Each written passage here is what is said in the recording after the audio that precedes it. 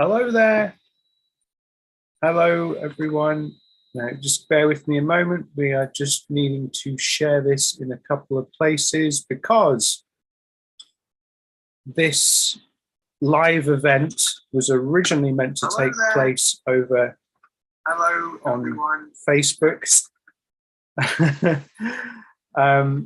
So this was originally meant to take place over on Facebook, and it wouldn't let me go live for some reason. So now we're doing this on YouTube, and I am just sharing live into the group. Let's have a look. Where are you? Why won't it let me go in the discussion? Oh God, this has just been so glitchy today. It is absolutely ridiculous. Absolutely ridiculous. Here now, live on YouTube. Okay. All right, let's try that. So, just record this. Welcome to the Tarot Club Wheel of the Year Beltane session. This is a publicly available session for a number of reasons, which I will go through as we go through the session today.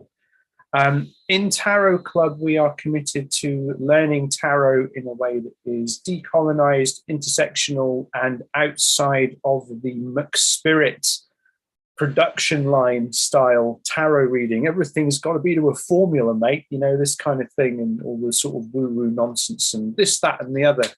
Because Tarot Club, we are about empowering and encouraging individual readers by learning tarot, learning the symbolism, learning the layered meanings in the cards, and all of this to form a framework and a scaffold for your own intuition, your own psychic awareness, your own abilities, and all this kind of stuff. And I'm just there to support and facilitate. My name is Alistair Roshan Ballantyne. I'm the 5th generation spiritual advisor and reader. That means that going back through my family, there have been people doing various different spiritual services, such as reading, seeing, healing, these kind of aspects. I am mixed race. I'm half Scottish Celtic, half Persian Mesopotamian. And it is my view to bring together these different ideas of the West and the Middle East and making things like the mystical practical, because again, in the Western world, we tend to want to reduce everything to an atomic level to understand it. We're not very good at expansive thinking. And then in the Middle East, we're very good at expansive thinking, but we can end up feeling like we've got to jump through a whole bunch of hoops and stuff to get there. So my goal is to try our best to break things down, make things more accessible, make things easy, empowering you on your journey whilst we all move towards that sense of collective harmony. Now, Beltane is an interesting one. My surname Ballantyne is derived from the word Beltane and also the god Belenus, in which Beltane is in honor of. So what we're going to be doing today is we're not necessarily going to be going on a deep dive into what Beltane is and what it's about. We're actually just going to be looking at a tarot spread, how to work with it, how to make it happen, and what we can do to get the most out of it. And obviously, as we go, I am running this by myself. So if there are any questions, I'll monitor them in the YouTube chat. I'll just say hello, everyone. And I can see there are 4 people watching. So hi to everyone watching. The replay of this will be available till Monday, which is May Day, Beltane itself. And then after that, it will be available as content for Tarot Club members. When we're done, I'll tell you a little bit about Tarot Club as well. So this is my first time going live on YouTube. So if there's any little hiccups and stuff, please do just be a bit forgiving. Paul is here. Paul, hello, welcome. You are welcome to join me on the Zoom, Paul. Any Tarot Club members watching, you are welcome to join me in the Zoom. If you want to go through the spread, we can break it down. That offer is there. Now, today, what I'm going to be doing, I'm going to be reading from the Tarot of the Divine, because I've just been working with this deck all week and it's amazing. I really like it because it takes from different tradition, folklore, mythology from around the world to construct the whole deck. And I appreciate that because it gives us these little things that we can tap into just to go a little deeper and gain a bit more of a cultural awareness of what's going on around there and how that ties into the symbolism of the tarot. Normally in Tarot Club, I will read with the Rider-Waite Smith deck, and all of our material at present is to do with that. That's until we kick open a can of the worms and hit up the Tarot de Marseille, but we're not going there just yet. All right, so let's get to it. I'm going to share with you the slides now. Just get them up.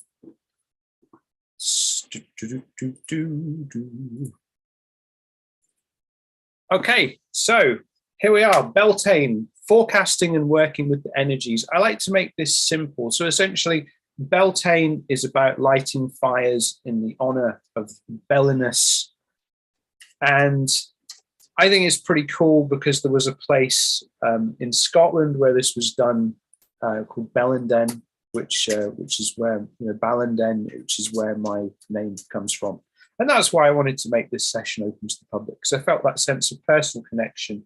And as is the case with many of the Celtic gods, the worship of Belenus has been in part lost to the ages. So let's honor what Belenus, by my understanding and research, shout out to Julie, the French witch, who helped me do some digging on Belenus as well. Credit paid where credit's due. You don't need Wikipedia when you have the French witch when it comes to occult and esoteric knowledge. Okay, so I just dropped a card. Dun, dun, dun, dun, dun. So today's aims, objectives, and outcomes. We're just going to have a simple approach to working with the core themes of Beltane. I'm not going to go too much into, this is what we do, this is what happens, blah, blah, blah, blah, blah, because we want to keep this nice, sweet, and fairly straightforward. We're going to look at how we can work with this energy, and we're going to explore the often forgotten deity of Belenus, and which I think is really cool. And then from there, we're going to use this forecast to map your course ahead towards Beltane, through Beltane. And remember, as we're working with the Wheel of the Year in this particular strand of the Tarot Club material, think of this as mapping our way from now through to the summer solstice. Like we did with Ostara, we were mapping Ostara through to Beltane. Something I'd like to point out that with Tarot Club, we do work with various different systems and calendars and things because it's, to coin a phrase, it's a broad church. Everyone is welcome in there because tarot is a practice that can be included with whatever it is that you're doing. So moving forward, Beltane itself. Now, what do we know? It falls on May the 1st and is known as the May Day Festival. So as you know, grew up in England, I'm from the UK. May Day Festival was a big thing. It is a big thing here with the maypoles and all of these other bits and pieces. And, everyone has the day off work and this kind of thing. So it's cool. But we don't necessarily appreciate the texture of what this holiday really means when we see it as part of a wider system. It's also the halfway point between the spring equinox and the summer solstice. We can recognize that it is where the light in terms of the sun is gaining more power, more influence, and these kind of things. Because with the pagan Wheel of the Year, not that I profess to be an authority on this, it's all about working with the ebb and flow of seasons. So we recognize that we really need to work with these different things in a way so we can have that balanced sense of harmony with the world around us. And let's face it, wouldn't a more harmony with the world be a better thing? Because that seems to be where we're going wrong, generally. Okay, so working with the Wheel of the Year is a nice way that we can get into that natural flow of the seasons and the systems and how we work with that. And it's, of course, halfway between, it's the halfway point from Samhain as well. So we're on that opposing point of the wheel, because if Samhain is the pagan New Year, which we know as essentially Halloween, the festival that we were taught was of all the evil and all this stuff, the inversions. Let's make us fear what is natural to us. So we run away from our true natures.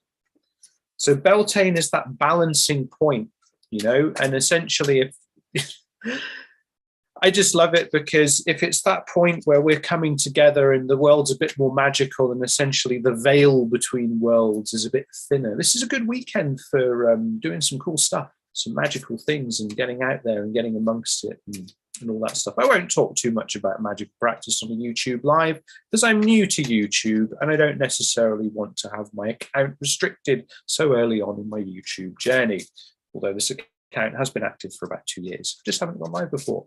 All right, so as I mentioned, this is about the growing power of the sun over the darkness as we come out from the winter seasons, this whole idea of the new season being born, the world coming to life, and all of these other aspects. It's a really important time for us to focus on the road ahead. And of course, Beltane is in honor of the god Belenus.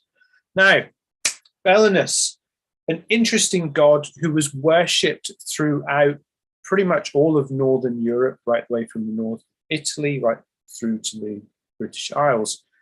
And we need to recognize that Belenus has essentially been erased from history. It's very hard to find definitive information on Belenus, unless, of course, you have an occult researcher for a friend. Once again, thank you, Julie. Couldn't have done this class without you. So it's important for us to recognize that we're tapping into something much deeper, much more ancient, that's in our, you know, our hidden culture, hidden heritage. And we also have to be careful with this kind of thing as well, because while we're doing this class with honorable intentions, there are people out there that are using this whole kind of lost knowledge thing to justify some real crazy BS. And I don't align myself with that. And I want to make that perfectly clear that Higher Transmissions, Alchemists Anonymous, Tarot Club, and all of the things that we're associated with stand apart from that problematic ideology. So let's do a little bit of digging into Belenus here. So Belenus is essentially, from what we understand, and so say we as in working with Julie, is the god of the rays of the sun as they reach the earth, and also the god of healing waters. So Belenus is sometimes, you know, described as a god of the sun. But if we think of it in this way, it is about the emerging rays of the sun. And as they hit the earth, Belenus is kind of the bringer of that, which is interesting because essentially, if the surname Ballantyne means the fires of Belenus, my middle name, Roshan, which is from my Persian side, means a bringer of light. So essentially, my two very cross-cultural names mean fundamentally the same thing, because Belenus was referred to as a shining one. And the shining ones are something that we see popping up across various different ancient cultures and traditions throughout the world. I'm just grabbing a couple of books here that might be of interest to our viewers, because essentially the shining ones were names for like the old gods, and this idea that they had this kind of luminescent appearance, they were light bringers and all this kind of stuff. And again, I would like to point out very clearly that this is not affiliated with certain ideologies that claiming supremacy, dominance of certain races, because this has nothing to do with it. This has been appropriated by that. So we've got to reclaim it by being more awesome and less bigoted. So the stories of the shining ones pop up across the world in these various different traditions. A very good book is The Missing Lands by Freddie Silver, very thoroughly researched with sources that we can point to and isn't some kind of conspiracrack fever dream. Because essentially with these gods, they are essentially the ones that were referred to as the Fae or the fairies and this kind of thing, and then were stamped out under the colonization of Christianity, of the world. Essentially, we were separating ourselves from our ancient traditions. So we really need to recognize that while we're just doing this very brief kind of flyby with Belenus and Beltane today, we're kind of slightly peeling back the lid on something much more further reaching and something deeper, and something that I personally feel is quite exciting. because there are more stories, but I won't go into that in the public forum so much. But yeah, check out The Missing Lands by Freddie Silver. That's a great book, and also it dovetails with Scotland's hidden sacred past, where if you want to learn more about shining ones and this kind of thing, also, you know, it's just good. It's just good. But we're getting sidetracked a bit because I get excited by this subject. Because if we tend to look at the depictions of Belenus at large, Belenus is referred to as like the sun god or the god of fire and these kind of things. And ultimately, you know, while fires are lit in the honor of Belenus in Beltane, our understanding of this in the common consciousness has become quite remedial, because anything that is said to have pagan symbolism or Celtic symbolism is painted as savage or regressive. And, you know, we have people like having outrage about it because they don't understand that this system of worship and gods, it was multifaceted, it was textual. And something that I do advocate is we have a textual engagement with our own spirituality, and how we focus on the tarot in Tarot Club is from a textual nature.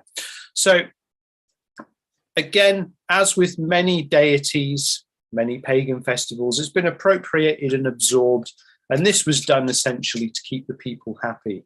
As we would say in the old times, keep the plebs happy, they'll all fall into line. Not much has changed really, has it? So keep those festivals going, keep everyone happy, la da da da da da da da. But we don't see that it's a more subtle shifting of the wheel that now, you know, hundreds of years later, we don't understand where May Day comes from. We don't understand the significance of the summer solstice. We don't understand that Yule has got nothing to do with this appropriated story of resurrection. So there are many, many different things that we're tapping into here that we need to recognize as a totally different field of inquiry that requires a light touch and gentle foot as we traverse those lands. Okay, so next up, again, to underline, the pagan gods are multifaceted. This idea of an ultimate good and an ultimate evil, this is something that is a manufactured thing to make us fall into line. And ultimately, if we have that multifaceted textual expression, then we are capable of ultimate good and ultimate evil. It's down to the choices that we make and where we align ourselves in that moment. And I think we should always try and do good, you know, but recognize our capacity for terrible things and transcend that, integrate it, move beyond it. If we deny it, then we don't do any healing and there's no progress in the lineage, is there? Now, with the fires, it's interesting because Belenus being seen as a healing god, one of the things that I noticed in the research about this is that cattle were driven between the fires to purify them from disease. So again, we can argue that, you know, worship of Belenus can be about making sure that as we've been planting the seeds, you know, in Imbolc and then Ostara, as we're moving forward, now we want to make sure that there is that watchful eye over the next stage of growth as we're heading from the true moment of spring now into the height of summer with the solstice. And one thing that I find interesting about working with the wheel of the year is the year feels a lot shorter. We become a lot more conscious of the passage of time, but it also has this kind of accordion effect as well, where it feels like it's become much shorter than it is. So to me, I find that quite interesting, because then we can plan, we can work with the energies, we can move forward and all this other kind of stuff. And of course, you know, we'll see people wearing like the headdresses with the flowers to commemorate spring, the baskets with you know, the spring flowers and the made goods, and they were given to people that needed healing and all various different things. And so Belenus is quite an interesting one. And I find it intriguing that the symbolism of fire and water exists there from an elemental perspective, because elementally they're opposites, aren't they? If we think of two things that are opposite, you know, light and dark, fire, water, earth, sky, a lot of this stuff is about balance when it comes down to it. So we want to make sure that as we are working with this idea of balance, it's the balance within ourselves that we're striving for. Said like a true Libran, isn't it? Okay, So again, fertility rituals are another thing that are associated with Beltane. And we can see that the phallic symbol of the maypole and dancing around the maypole and putting all this good energy into it, very much a representation of fertility of the season, and we're into the spring lamb season and all of these other different pieces, the celebration, emergence of life and the growth of life as we go into these next stages of moving forward. A lot of this stuff and idea and worship is actually quite logical and practical. And if we want to look at it from a secular point of view, we can really argue that these marker points in the wheel of the year are to actually help us have an appreciation of what's going on around us. So we don't need to get bogged down with the other bits and pieces if we don't want to, and it's okay. And of course, as Belenus is where my surname comes from. It's of Bel's people, essentially. Fires in the honor of Belenus. This is a very exciting time to share this idea, share this class, share the spread, because this is really the first year of openly acknowledging that in the public domain. So, it's good. I want to let the wall down a little bit just so you can know a little bit more about me if you're interested. So now let's bring a little bit of the astro into it. So if we look at the tropical zodiac concept here, Beltane falls firmly within Taurus season. Now, I just want to speak on this for a moment because, again, online, everyone's arguing, oh, well, I use this system, I use that system. When we're looking at, a tropical zodiac, we're dealing with myth, and myth and archetypes and all of this kind of stuff. It's a very good way to describe the collective dreams that give our society meaning. So while, someone who is militantly into sidereal astrology might not say, look at the sky, man. It's all about myth. So if we're collectively unconsciously tuned into the myth and the archetypes of Taurus season, that's kind of what we're working with. But then if we're going for a look at the sky perspective, then, we're not at the same time. But what we're doing here, because we're dealing with, European traditions, and we tend to work with the tropical zodiac here. And also my friend Michael Reed will argue that he is a Vedic astrologer who uses a tropical zodiac. Kind of, there isn't necessarily a hard and fast rule here because we're dealing with myth, we're dealing with archetypes, we're tapping into those collective dreams. So let's focus on what Taurus is as an archetype.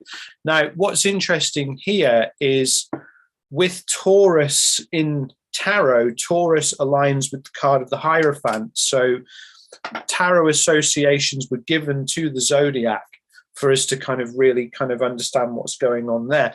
Now, if we want to do vanilla tarot and go, yeah, the Hierophant, that's like the Pope. So it's like religion and tradition and all that kind of thing. No, on one hand, yes, but, we're not bitches here. So we're going to look at it a little differently.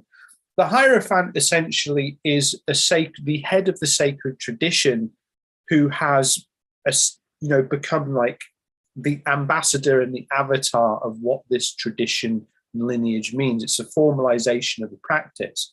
Now, if we think of the archetypes, there's something else that we do in Tarot Club is we also do Astro Tarot, which is where we're tracking the movement of the solar astrological calendar with tarot. And also as someone who is half Persian, the Persian calendar is the solar calendar as well. So we're bringing a lot of, different ideas to the metaphysical cookout in Tarot Club. So if you're a bit kind of like, what, Astro Tarot? Yeah, that's because that's what we do inside the club.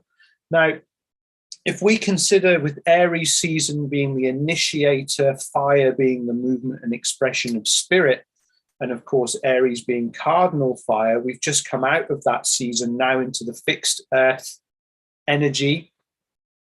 We're now being encouraged to bring everything down into a grounded sense and a grounded sensibility and all these other aspects. So all of that stuff that burned through Aries, ripped through, that the initiator, the warrior energy, all of this kind of stuff, because Aries also aligns with the emperor of the tarot as well. So we're looking at that. And now the Hierophant gives meaning, brings a higher meaning to things. So it's interesting if we bring that along with the ideas and concepts around Belenus, and we see, okay, so we've got fixed earth and we've got fire and water as well. So we've kind of got this trinity of energies that we're working with as well. I'm getting goosebumps as I'm saying that as well. That must be a good sign, mustn't it?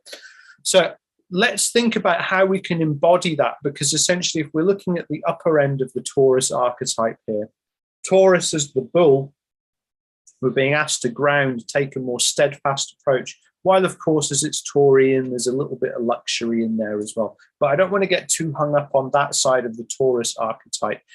This is more about where are we going to like bear that load and move forward, because it's fixed earth. So we dig the hooves into the ground and we move forward piece by piece. But again, you know, with the rays of the sun shining upon us and healing waters flowing around us, it's this nice balance of the different things, because, you know, too much sun will parch the earth and too much water will clog it with mud. Neither will be fertile. Once again, we're brought back to balance, aren't we? We're brought back to this idea of organizing and arranging the elements so we can really focus on this nice tapestry of ideas and concepts. So in Taurus season, where is it time to take the more demanding tasks? That would be my tax return for me personally. But, you know, it's a good time for us to focus, you know, and I do like that we have a you know, big old retrograde and eclipses going on during Taurus season this year. Because I don't know what's been going on with the Tauruses. They've been all like, yeah, Taurus did the best all over Facebook, haven't they? Like, come on, no one's the best. Everyone is the best, therefore no one is.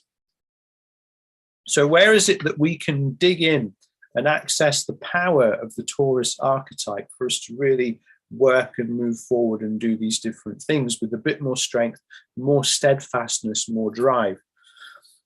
And then if we look at the other side of things, you know, where do you need to love yourself a little bit more? Where do you need to bring those healing waters in a bit?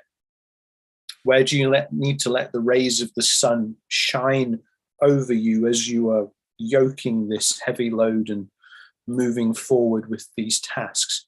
So, excuse me, all of these different aspects together, it's when we zoom out and we start looking at the landscape that these various different things sit in, that we can build up a broader picture of how to work with these energies. And then also we can look at, you know, for example, where is Taurus in our astrological chart? Taurus is my north node. We're in the Taurus north node at the moment as well.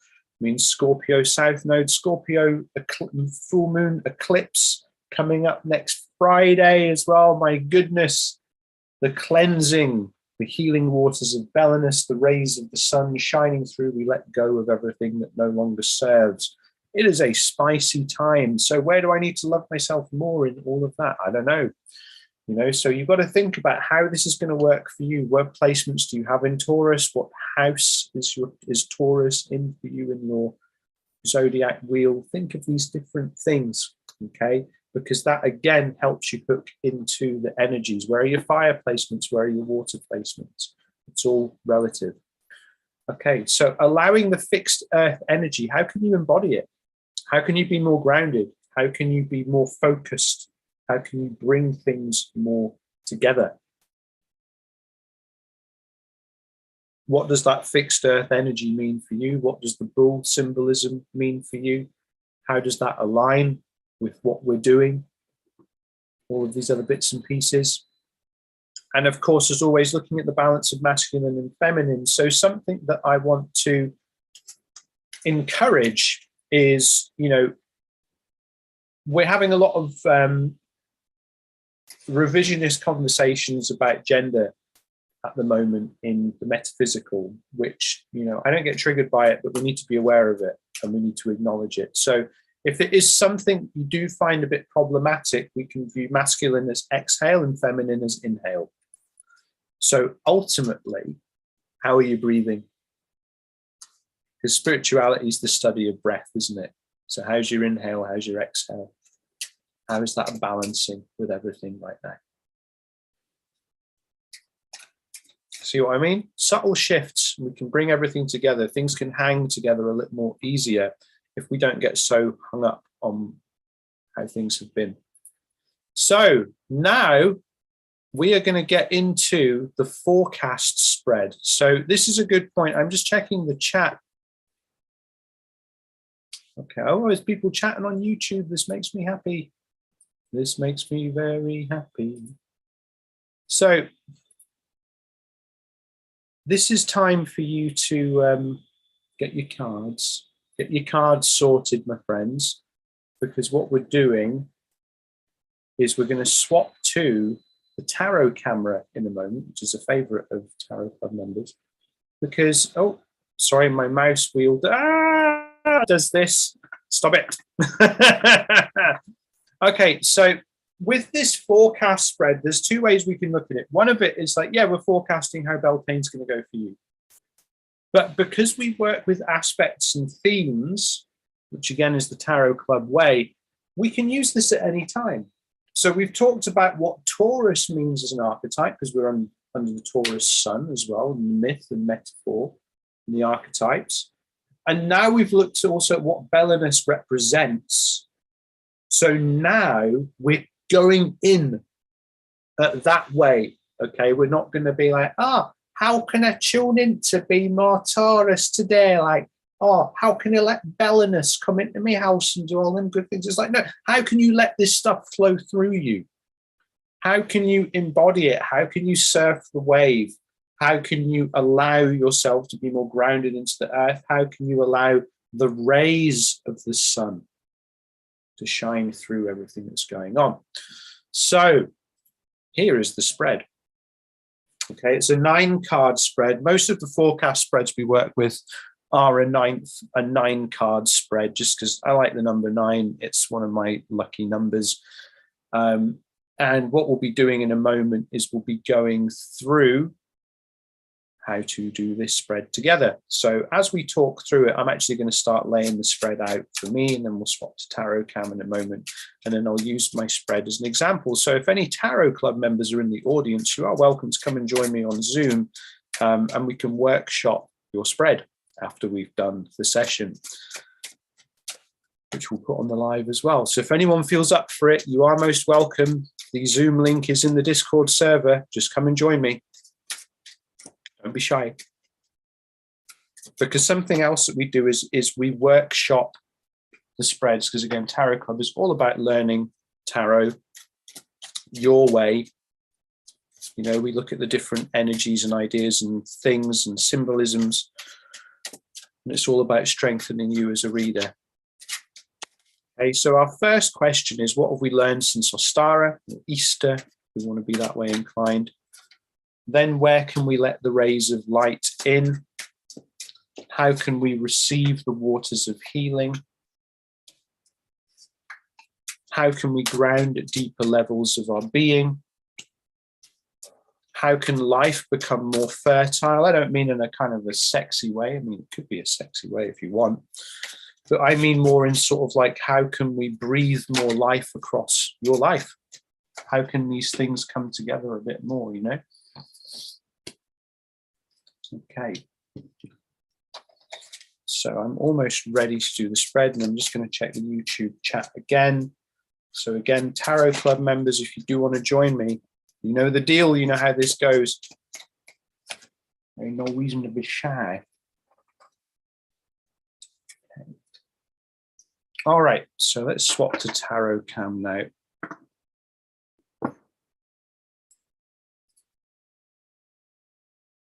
Hello. Okay, so here is the spread. 1, 2, 3, 4, 5, 6, 7, 8, 9, and that card is from the underside.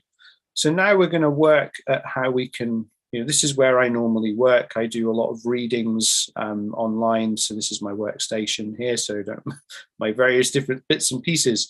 Now, the first question. The first question is, what have I learned since Ostara? So the journey that I've been on, what have I learned? Dun, dun, dun, dun, dun. Death. Okay, so death is the Scorpio card. And I'm not going to lie, in this sort of past kind of 6 weeks or so, has been a lot of letting go, a lot of changing, a lot of shifts, because The death card in tarot is not a bad card. People freak out when they see death because it's like, oh no, what's going on? I'm going to die. Oh no. Whereas really this is about transformation. You know, this is about letting the energy of transformation roll through. And death is when we have that sense of control over things, you know. And all of these things, it's really important to recognize that as we're shifting, we are dying, you know, as we're letting things go, we're alchemizing, we're letting go of the old to let in the new. So all of this different kind of stuff, you know. Next up, the next question is, I'm just trying to tab between this and the YouTube, where can I let the rays of light in? So we're focusing on, you know, because there is an Ostara spread in Tarot Club as well. So that kind of encapsulates what's been done there. Now we're focusing on, you know, letting the, you know, the essence of Belenus in as the rays of light to our life. The 8 of Wands. Okay, so wands are fire, action, and the 8 of Wands is all about organizational flight.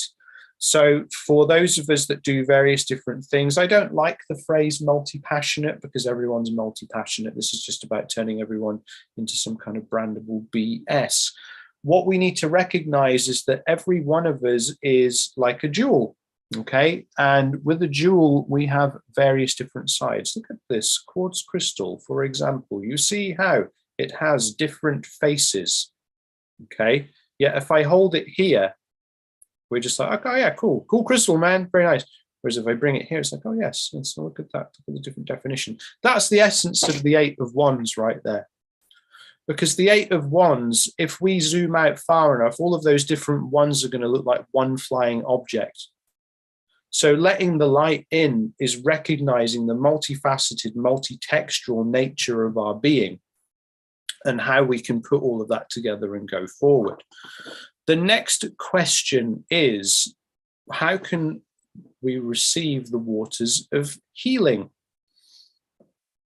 The 3 of Cups. Okay, so cups, we're dealing with water, we're dealing with emotion, expression, creativity, these kind of things. The 3 of Cups specifically is about celebration of, you know, the harvest and the seeds that have been planted and sharing that with one's community and that fellowship and these other aspects and these other ideas. So it's important to recognize that if we, again, what's quite funny, because you saw me shuffling and you know that this is not a pre-prepared spread. I ask how to sieve the rays of light. I ask how to sieve the waters. We have a fire card, which Belenus is associated with. We have a water card, which Belenus is associated with. It's important to recognize that the more we work with the cards, the more they form stories for us and the more they work with our intention and all of these other bits and pieces. So we need to really appreciate ourselves and what we've done and what we've overcome, what we've integrated, where we have, you know, where we've allowed ourselves to move forward, and take a moment to celebrate that, because essentially that allows us to receive that nourishment of our own experiences and the other bits and pieces that we're involved in. The next question is, where am I being called to be more open? So the reason behind this question is about, like we're saying, you know, this is not about the seed planting. It's not the time of harvest. It's the time when the flowers and whatnot grow taller, the animals grow in strength, and you know, the sun grows in strength. So where am I in alignment with the season being asked to be more open? Judgment. Okay, so Judgment is a good one. I love it because it's a card like Death that freaks everyone out when we're using some of the other decks. Now, with this, we need to recognize that Judgment is essentially us being aligned with our soul purpose, our soul path, and these other things. So for me, doing this on YouTube today, a platform that I don't normally use because of necessity, I'm sure other people will see this that don't normally see the work. So instead of me hiding away, being out, being in service, that is the soul aligned path for me. So we need to recognize that within that, being open, being aligned, it's not something to be scared of anymore. Because if we're thinking that, Belenus essentially represents the rays of the sun and the waters of healing. When we receive those and we move out into the world in that grounded way that Taurus asks of us, what's there to be scared of? Well, nothing. Nothing. Convention and small-mindedness from others is the only thing that causes any kind of frustration. Do we need to worry about that? No, we don't. Sounds like a them problem. All right, next question, card 5. How can we be grounded at the deeper levels of being? How can I be grounded? The 4 of Cups. Okay, so this is an interesting one because the 4 of Cups always points to something that we're ignoring. So we can see here in the card that the figure is very preoccupied with the fancy birds. Oh, you and your fancy birds, mate. Beautiful, absolutely beautiful. Whereas behind, there is this very everyday, mundane bird sat in the 4th cup in a tree that is blossoming. Yet the figure's back is turned to them. So we recognize here that in terms of the question, which is how can we ground at deeper layers of being, is actually turning to the everyday stuff. It's turning to the things that allow us to be ourselves and, not having to make everything unnecessarily woo-woo fantastical when it comes to this work. So really looking at how that can be represented in a way that is palatable and makes sense and is nourishing, but also wrapped up in a sense of normality. Because normalizing tarot, normalizing spirituality, normalizing these discussions is something that is, in all honesty, very important to me. So card number 6 is how can my life become more fertile? The Page of Cups. So we're looking at that sort of, youthful energy here, because Pages is all about learning and moving forward. Pages essentially, imagine, you connect with who you are at sort of age 12 to 14, 15. That curiosity about the world as we move into that, 3rd stage, 7-year cycle where we're integrating the solar plexus center and its concepts and all these other things. We've got that will and curiosity about the world, but we don't necessarily have the wisdom yet. So within that, it's important to recognize that adopting innocence within the context of our experiences can bring that sense of new life and fertility, coming over everything that we have built up around us so far. So it's really important to recognize that we connect with these other versions of ourselves when the page cards come up. And page cards, Page of Cups, particularly being about that water expression, it really is a good time for us to look at, okay, so, the whole nature of flow here is what is being encouraged. So next up, where do I need to move forward in my life now? Card number 7, the Knight of Wands. Okay, again, this is interesting that we have major arcana, water and fire,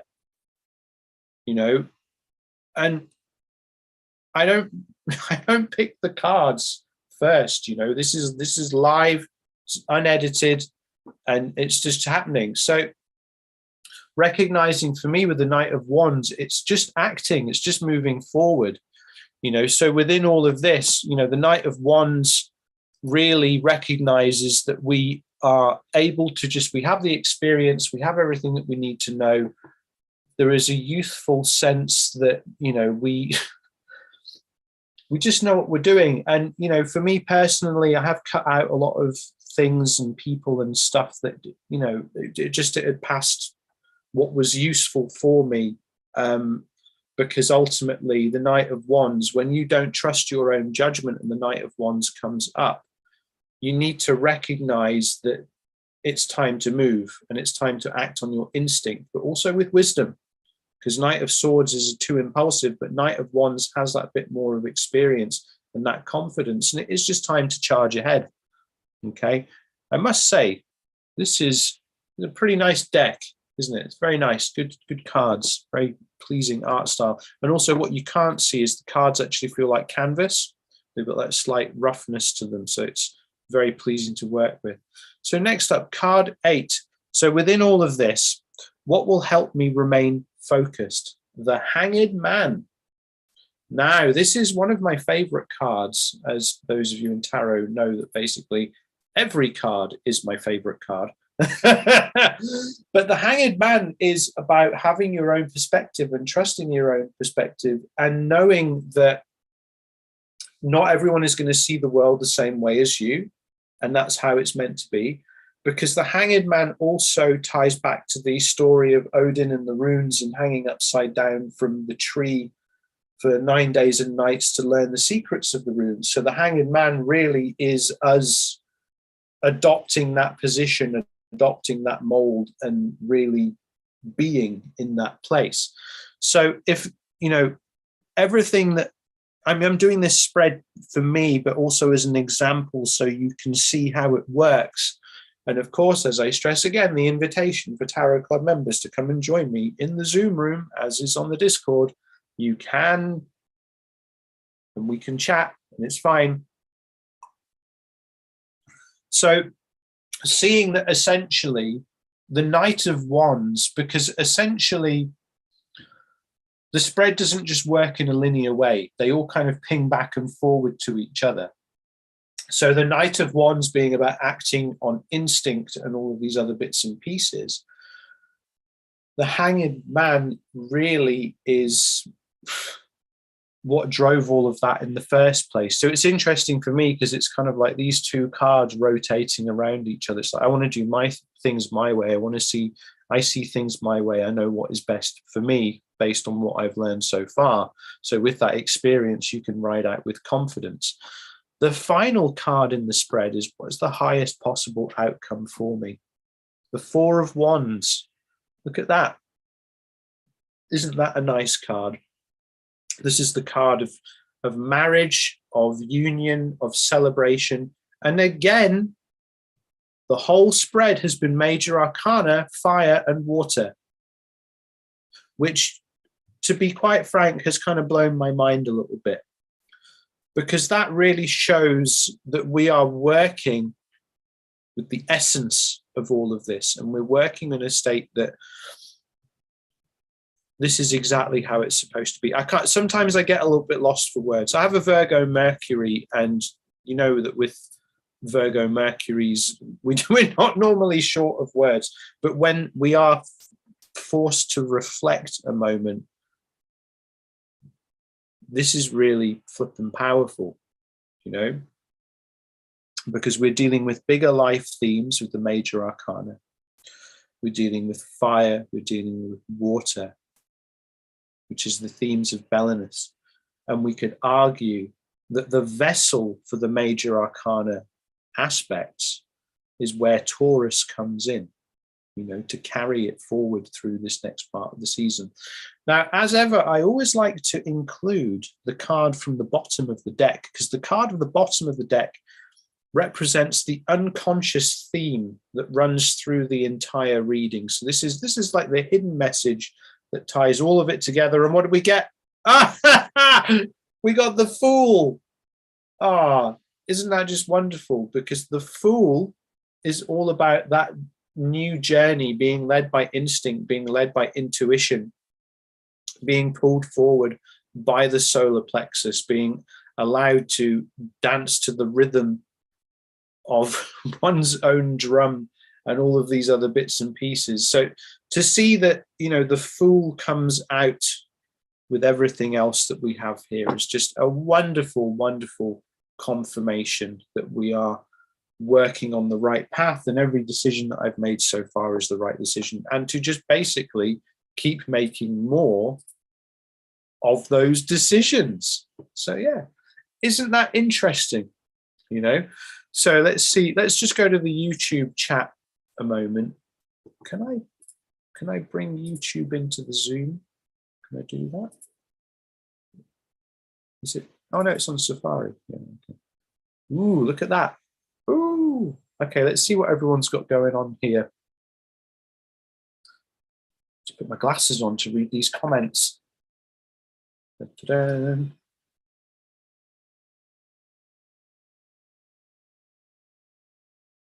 make space for the desk for the massive spread. It's not that massive. It's what you do with it that counts, isn't it, darling?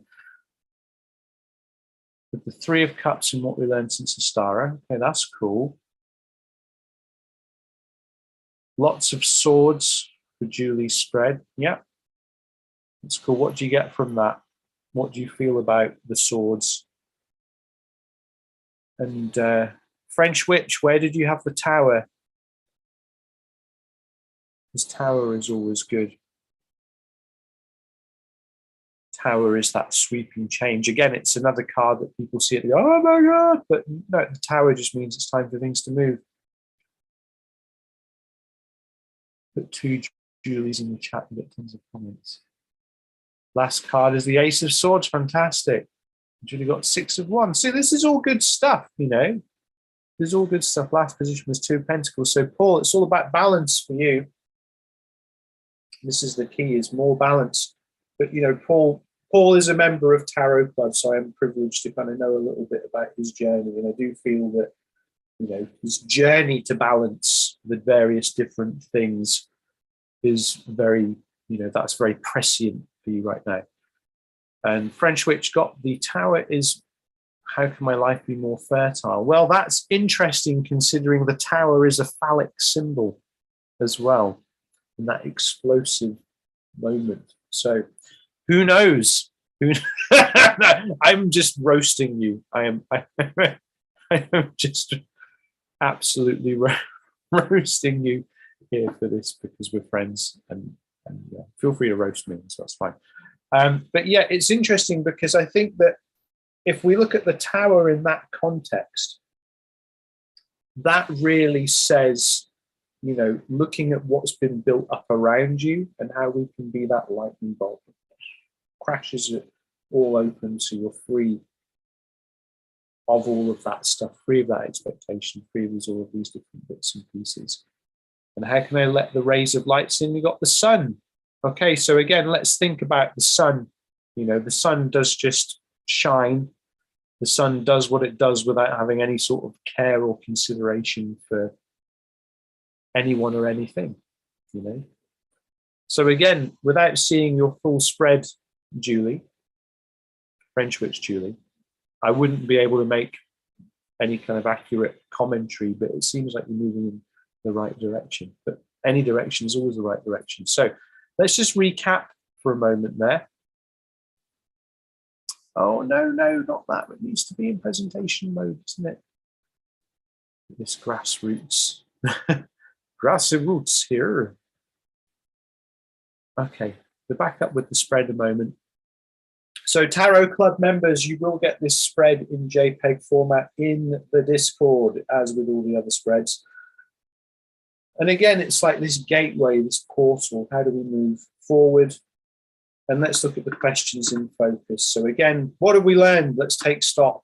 How can we let the light in? How can we receive the waters of healing? Where can we be more open? Where can we ground at more deeper levels of our being? That's the Taurus there.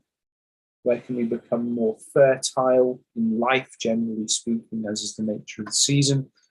Where do we need to move forward? So again, where can we hook into the fixed earth energy and move with the archetypal representation of Belenus as well? What will help you remain focused? How can you stay the course? And what is the highest possible outcome for you? Where's it all going to end up? So pretty cool. And of course, you can use this spread at any time. So that is almost the end. Almost the end. Very, very close. So remember, you can work with this at any time in your journey, because think about what this season means to you. Think about what it represents. Think about the various different things. You know, that's okay. We just kind of tap in and let ourselves go with it. Working with the Wheel of the Year will also help you harmonize with the world at large. So those of you in Tarot Club, you know that we are building this up as we go, like with Astro Tarot and Applied Tarot and our other active courses at the moment. We are looking at tarot on the journey of life in the different situations and the different ways of rationalizing and looking at the world as well. Recognizing where you've grown through the seasons as well will help you with the larger sense of process and progress in life, because it's very easy for us to get wrapped up in the day-to-day. And when we are so focused on the day-to-day, it feels like we're not moving forward. Whereas actually, if we're doing it with these check-ins, we can recognize that we are very much moving forward indeed at many different levels. So exploring the purpose of each season as well is going to help you zoom out from the immediate. So like we say, we're looking at the Wheel of the Year. We've got a bit of astrology as well, and some of the other background bits and pieces that we work with in the club at large. So that really helps give us a more rounded picture of what's going on. So consider how the Wheel of the Year aligns with your journey as well. Look at your path as you go through. How does it line up with your own astrology, your own ideas, your own ambitions, and how does that turn? And just look into the energies of what is around you. So that is the end of the presentation, but we're not done just yet. Let me just check if there are any more.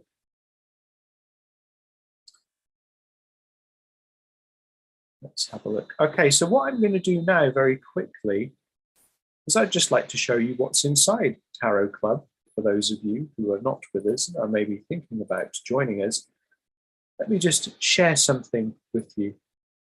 So for those of you that come into Tarot Club, you get access to all of this different material.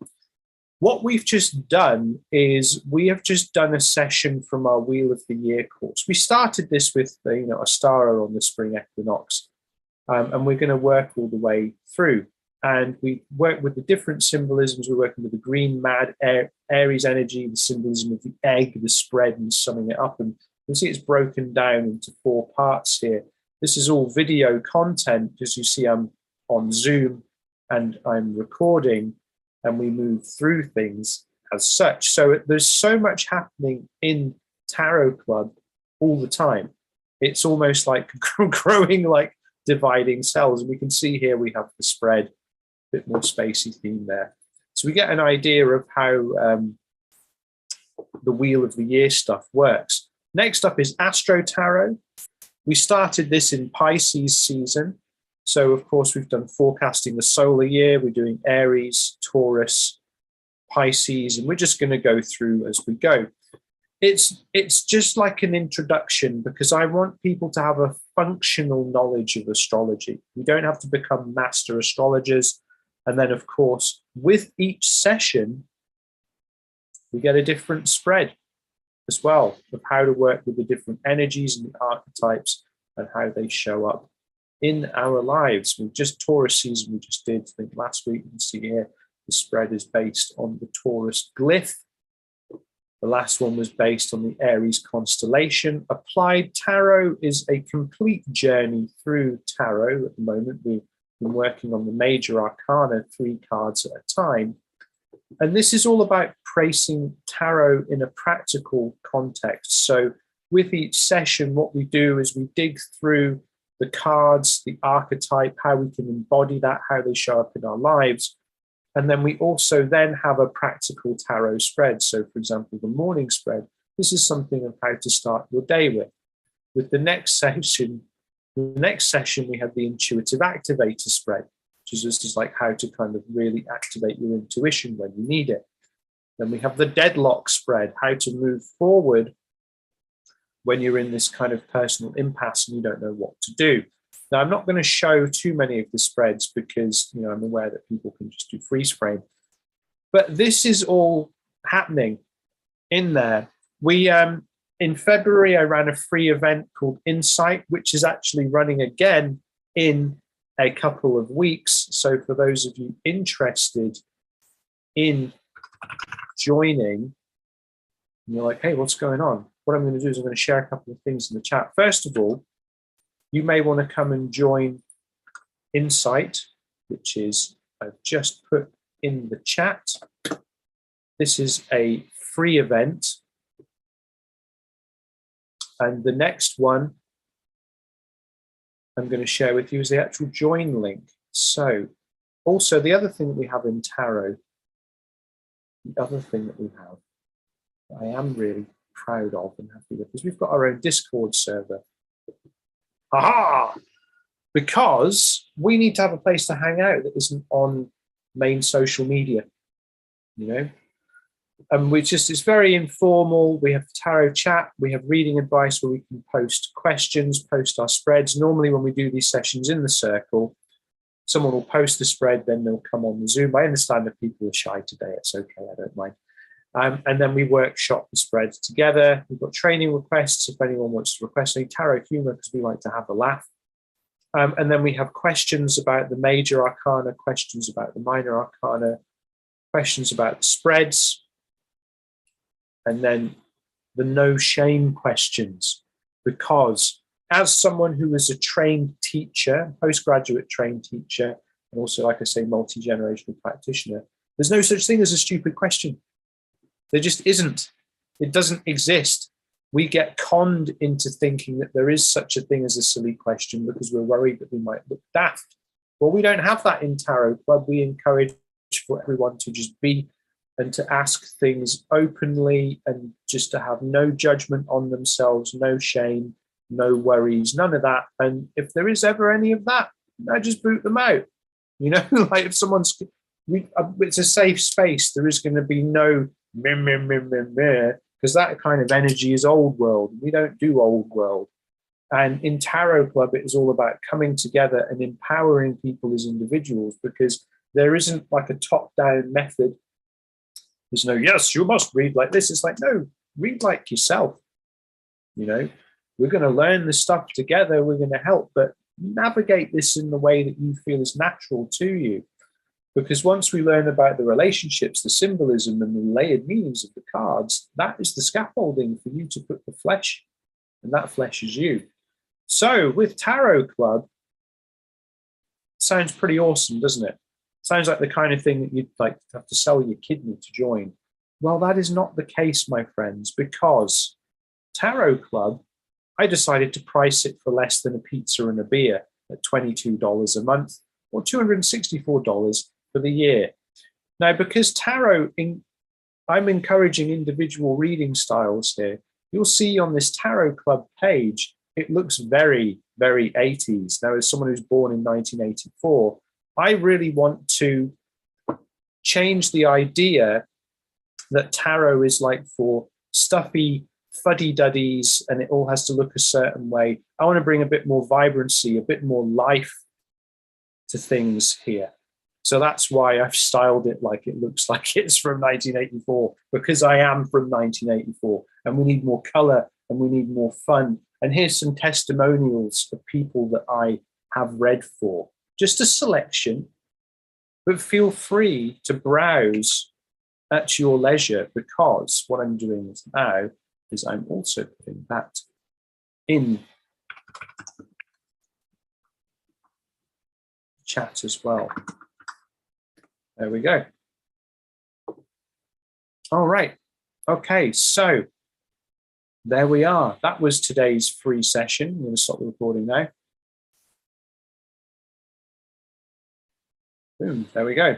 Okay, and thank you for everyone who joined me on YouTube. We're probably going to do some more stuff on YouTube now because that felt like quite good. And FB has its own weird energy, doesn't it? We'll move away from that. Okay, so happy Beltane, everyone. For those of you that are in Tarot Club, I'll see you in there. And happy Beltane for everyone that joined me on the YouTube. I will maybe see you some other time. Or I'll see you